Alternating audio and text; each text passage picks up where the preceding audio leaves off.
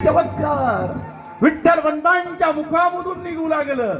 श्री स्वामी समर्थ जय जय स्वामी समर्थ, सद्गुरु स्वामी समर्थ जय जय स्वामी समर्थ, महाराज श्री स्वामी समर्थ जय जय स्वामी समर्थ, सद्गुरु स्वामी समर्थ जय जय स्वामी समर्थ, महाराज श्री स्वामी समर्थ जय जय स्वामी समर्थ, सद्गुरु स्वामी समर्थ जय जय स्वामी समर्थ, महाराज श्री स्वामी समर्थ जय जय स्वामी समर्थ, सद्गुरु स्वामी समर्थ जय जय स्वामी समर्थ, महाराज श्री स्वामी समर्थ जय जय स्वामी समर्थ, सद्गुरु स्वामी समर्थ जय जय स्वामी समर्थ. मुखामधून स्वामींचं नामस्मरण येऊ लागलं आणि त्या गायीच्या स्तनामधून दुधाच्या धारा वाहू लागल्या.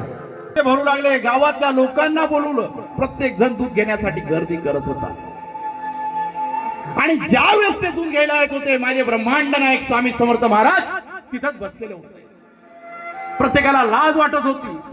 ही आमच्याकडे दूध मागायला आली, आम्ही दिलं नाही.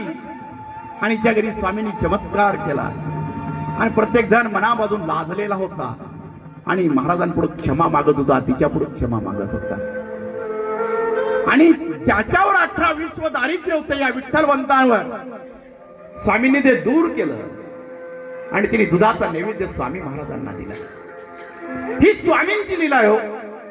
आपल्या आयुष्यामध्ये काय कमी आहे, आपल्याला कशाची गरज आहे, ते कोणी देणार असेल तर माझा ब्रह्मांड नायक श्री स्वामी समर्थ महाराज आहे.